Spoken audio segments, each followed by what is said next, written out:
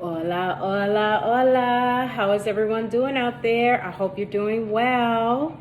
Welcome to another week of answering the question for our reflection series for 2021.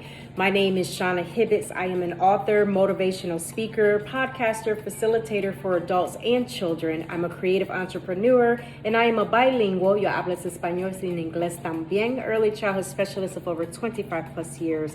Thank you for joining me on this journey for 2021. So the question of the week. This is a tough one. What do I fear and why? Pull out the mirror here. What do I fear and why? What do I fear and why? Got to clean yourself up in the mirror sometimes. What do I fear and why? So this is interesting for me because there is a fear that I've been dealing with for a long time. And every time I think that I have it together, it kind of resurfaces. So it lets me know that this is ongoing work when it comes to dealing with fears that rear its ugly head every now and then to try to stop us in our tracks, to try to stop us from living our full lives and reaching our full destiny and capabilities of what we know we can do. My biggest fear that I've been working on so hard with is the fear of success. And I know a lot of people may say, well, don't you fear failing? It's a fear of success, really. Sometimes we think it feels like fear of failure, but technically it's fear of success.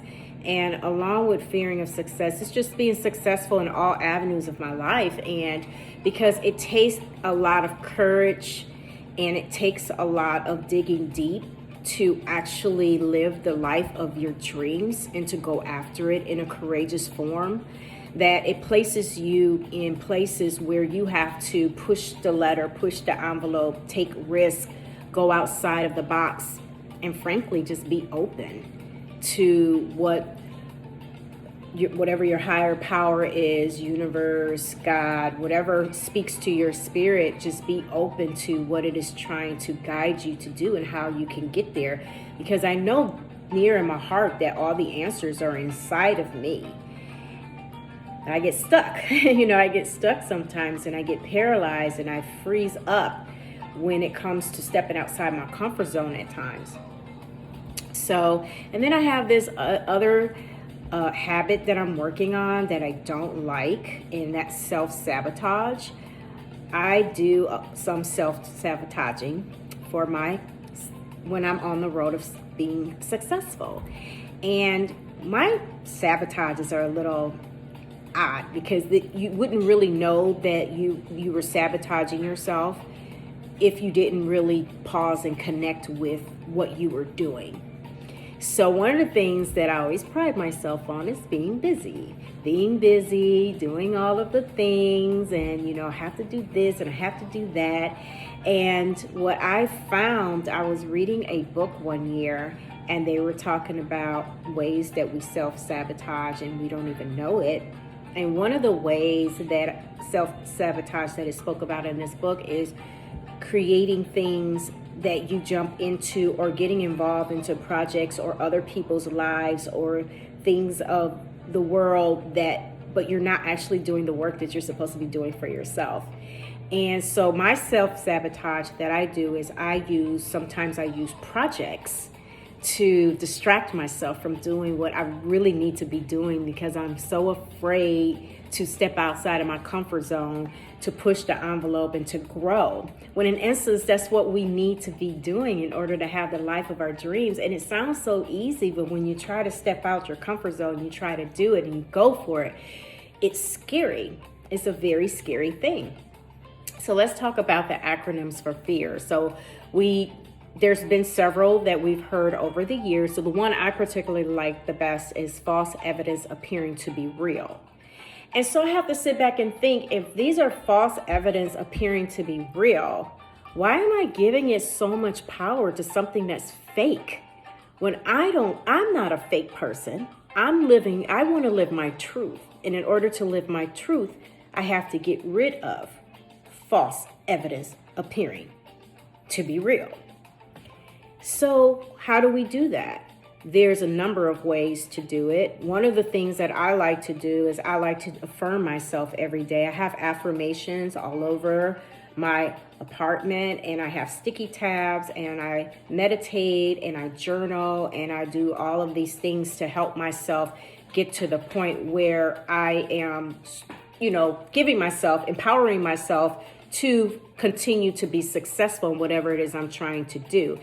I believe wholeheartedly that we should be working with a set of tools, and whatever those tools may be for you. It could be an accountability partner. It could be writing. It could be working on projects that make you feel good and empowered. So I just brought my little handy dandy toolbox today, and I just wanted to show you that we have to create our own toolbox of things. So in here we do have, let's see, what do we have in my handy? If you know me, I love miniatures.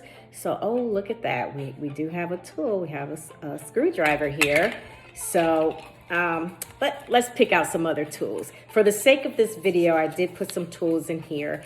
And so some things that you can tell yourself is you are in charge of your thoughts and your actions. Sometimes we deal with this thing called the inner critic that comes around and starts telling us that we cannot be all that we think we can be. And we have to make sure that we pay attention to our inner mentor's voice that says we can be and do all that we can be. So you are in charge of your thoughts and actions. Let's see what other tools we have in this toolbox. You have the power to change the course of your life. You have the power to change the course of your life. I love that one. And that is very true. I'm a witness. I've experienced it. You are your ancestors' wildest dreams. We have to remember we're doing legacy work out here, no matter what you're into. We're doing legacy work. And I got one more tool for you. Live your life. Live your truth. So those are my tools from my toolbox, my miniature toolbox here. I hope that this video was helpful to you. Please feel free to share this out to anyone that you feel will benefit from this.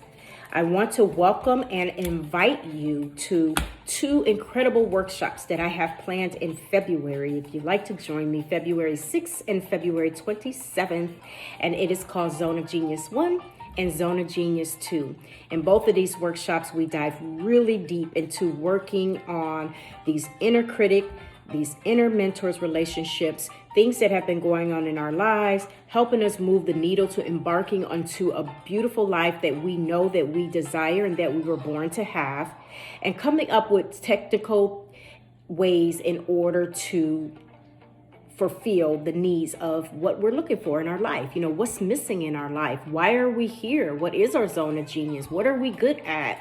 How can we create and craft a life that agrees with our truth and feels good to our soul? So I invite you, and I would say I dare you to join me for my workshop. You do not want to miss. It's going to be an amazing 2-day workshop. The link is in the bio, and I invite you today. Thank you so much. Muchas gracias. Adios. Don't forget to carry your toolbox wherever you go. Ciao.